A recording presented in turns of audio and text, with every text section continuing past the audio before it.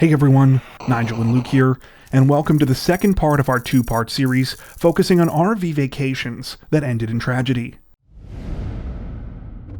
If you haven't seen part 1, be sure to check that out first. We'll leave a link in the description below.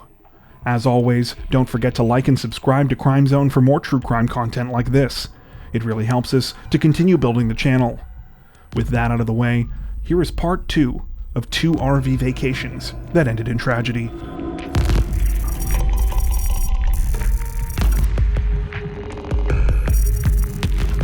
On July 10th, 2010, 49-year-old Trudy Holder and her daughter Morgan excitedly arrived at the Abbotsford International Airport in British Columbia. They were looking forward to 2 weeks of fun and relaxation at Cultus Lake, just south of Chilliwack, where they would be camping out in an RV with Trudy's parents, 78 and 77-year-old Lyle and Marie McCann. The elderly couple were going to meet Trudy and Morgan at the airport, after driving their RV down from their home in St. Albert, Alberta. From there, they would all make the final short leg of the journey to their campsite at Cultus Lake. The McCanns were no strangers to these kinds of journeys. The roughly 12-hour trip from St. Albert to Abbotsford was practically a leisurely drive for Lyle, who had spent most of his career working as a long-haul trucker. And the McCanns were planning to give themselves plenty of time, leaving a full week before they needed to meet Trudy and Morgan. Since their retirement, the McCanns had loved nothing more than heading out on the open road together. They would spend the winters visiting different places in the US, and the summers exploring the prairies, or taking trips like this further out west. They would pile their supplies and belongings into their 1999 green and white Gulfstream Voyager, often towing their Hyundai Tucson SUV with them to make shorter trips more convenient once they had set up camp somewhere in the RV. However, when Trudy arrived at the airport that day, it didn't take long for her to start to believe that something was seriously wrong. Her parents, who were always the type of people to show up places early, were nowhere to be seen. As she and her daughter frantically searched the airport terminal, she tried calling her parents' cell phone, but couldn't get a hold of them.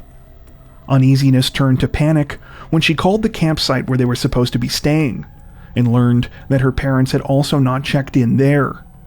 Her next phone calls were to her brother Brett, and then to the Royal Canadian Mounted Police. Upon receiving the report, the RCMP made a disturbing connection between the missing persons case and a suspicious fire that had occurred 5 days earlier. At approximately 7 p.m. on July 5th, firefighters in Edson, Alberta, had been called to the scene of an RV fire in the Minnow Lake campgrounds, approximately a 40-minute drive southeast of the small town. By the time the flames were extinguished, the RV had been almost totally destroyed, though authorities had managed to figure out who the vehicle was registered to: Lyle and Marie McCann. They hadn't been able to contact the couple, but at that point were not all that alarmed, as there was no evidence that a serious crime had taken place. That changed after they were reported missing on July 10th. In the following days, search efforts began as investigators simultaneously worked to piece together any confirmed sightings of Lyle and Marie. It was learned that they had last been seen on the morning of July 3rd, buying gas near their home in St. Albert, shortly after they had left for the trip. What happened between then and July 10th, when they were reported missing, was a total mystery. While no concrete evidence of foul play had been uncovered, the discovery of the RV in the Minnow Lake campgrounds was disturbing.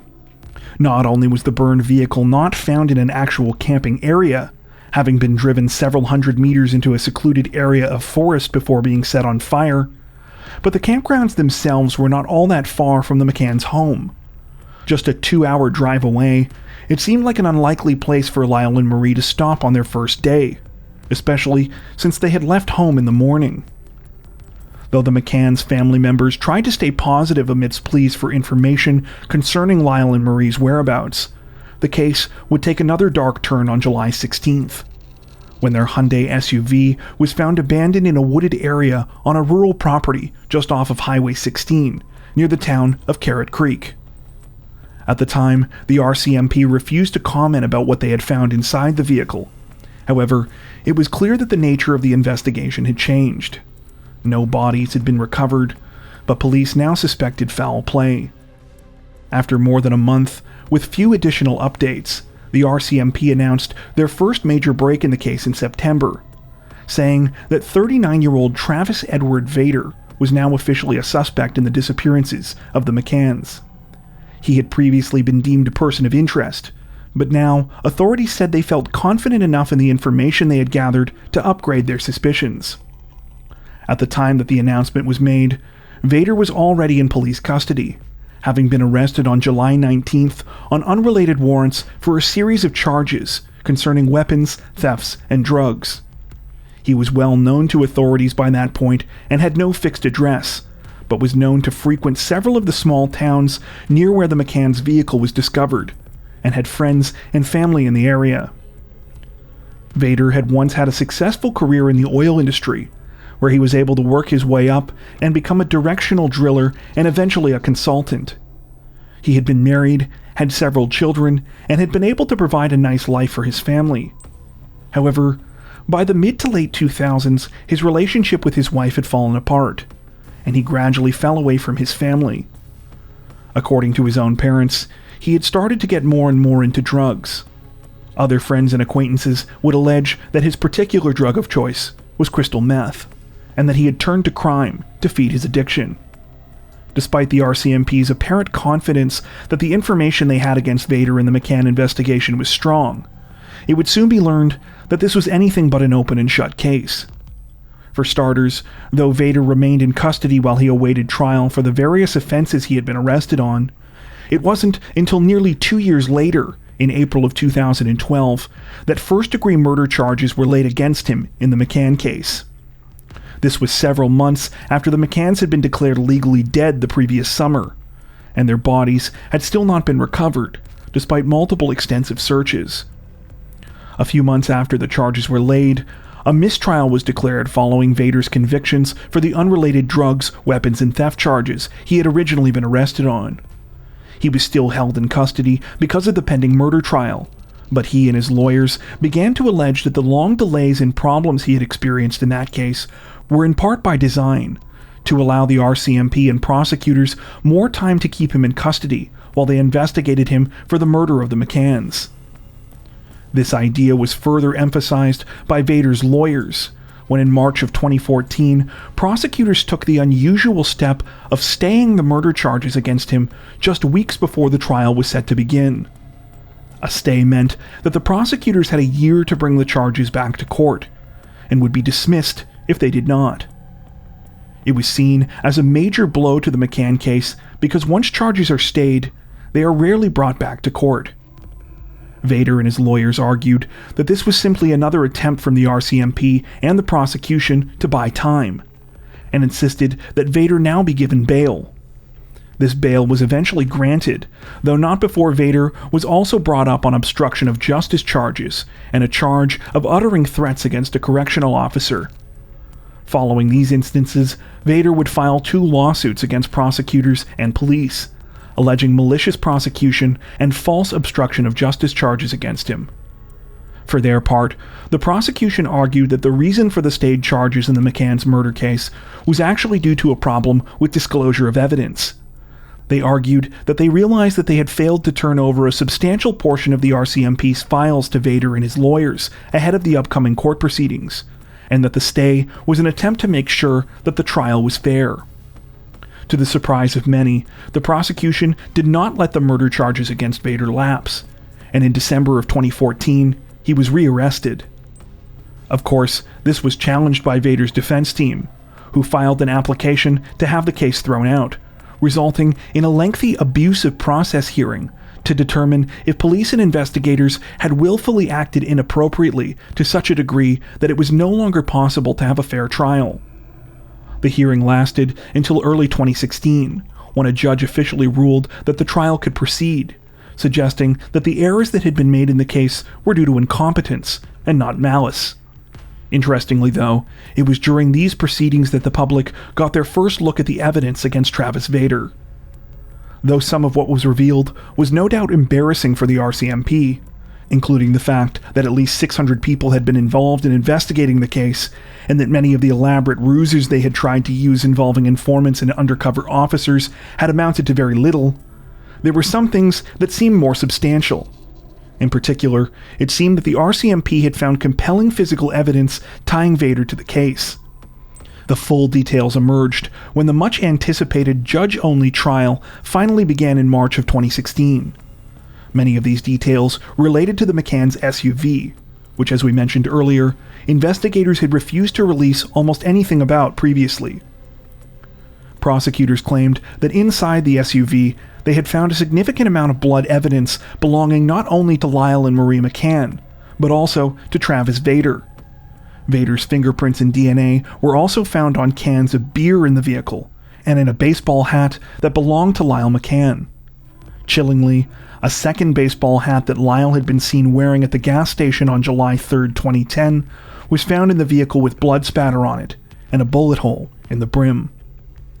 In addition to the physical evidence, prosecutors presented the testimony of two key witnesses. The first was Vader's ex-girlfriend, Amber Williams, who claimed that she had received text messages from him on July 3rd from a number that she did not recognize. That cell phone was determined to belong to the McCanns. Police theorized that Vader stole the phone after the murders and used it when his own phone would not work due to non-payment. Williams attested to Vader's poor financial state at the time of the crimes, and said that the two of them had frequently used and sold crystal meth together. The second witness was a friend of Vader's named David Olson. Not only did Olson also back the allegations of Vader's rampant drug use, he said that they had spent time together on July 3rd, during which he had witnessed him driving an SUV that he believed was the McCanns. Olson said that earlier that morning, Vader told him he was broke, but when he returned to his place later in the day, he had the new vehicle, some money for beer, and also seemed highly agitated. Though prosecutors acknowledged that they did not know the exact time or place that the McCanns were killed, they said that there was no doubt that given the evidence, Vader was the one who was responsible for the murders. They theorized that he had come across the McCanns sometime early into their journey, and that in his desperation and state of addiction, murdered them during the course of robbing them. The defense sought to poke holes in the prosecution's case by attempting to attack the narrative they presented and by offering alternative witnesses. One of these witnesses claimed to have seen a woman matching Marie's description at Minnow Lake after the time when she had supposedly been murdered. However, upon further questioning, she admitted that she didn't get a good look at the woman's face. Likewise, a friend of Vader's who claimed that he was at her home in Edmonton on July 3rd admitted that she had told police earlier that she might have been off by a day about when Vader had visited her residence. In addition to this, the defense argued that from the start, authorities had been far too narrowly focused on Vader and had not considered alternative suspects. Though Vader's defense lawyer told the media that he would be presenting alternative suspects at trial, it's unclear if he actually did so. When the trial finally came to a close in September, the judge sided with the prosecution, agreeing that Vader was responsible for the deaths of the McCanns. However, since he said that they had failed to prove that the killings were premeditated, he instead convicted him of second-degree murder. As if there weren't enough twists and turns in this case already, the decision was almost immediately called into question, as it turned out that the judge, Denny Thomas, had cited a section of the criminal code in his ruling that had earlier been declared unconstitutional. Though the defense pushed for a mistrial, Vader's conviction was changed to manslaughter. On January 25, 2017, he was sentenced to a single life term in prison, with eligibility for parole in 7 years. Vader continues to maintain his innocence to this day, and has since filed a number of appeals. His sentence was upheld by the Alberta Court of Appeals in December of 2019. The Supreme Court of Canada refused to hear the case. Though the McCann family has tried to find peace in recent years, it's clear that it has been difficult for them not only because of the many unforeseen legal twists and turns along the way, but because the bodies of Lyle and Marie have still never been recovered. In the years since, the family has helped to push for a new proposed law that has come to be known as McCann's Law. It would add harsher sentencing provisions as well as diminish parole opportunities for offenders who refuse to provide the locations of the remains of their victims.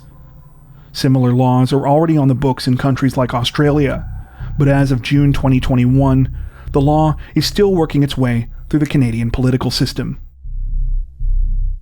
That brings us to the end of our list. Do you know of any other cases like this that you think we should check out? Tell us about them in the comments section below. As always, if you enjoyed our video, don't forget to like and subscribe to Crime Zone for more true crime content like this, making sure to hit the notification bell to stay up to date with our latest releases. Thank you for watching.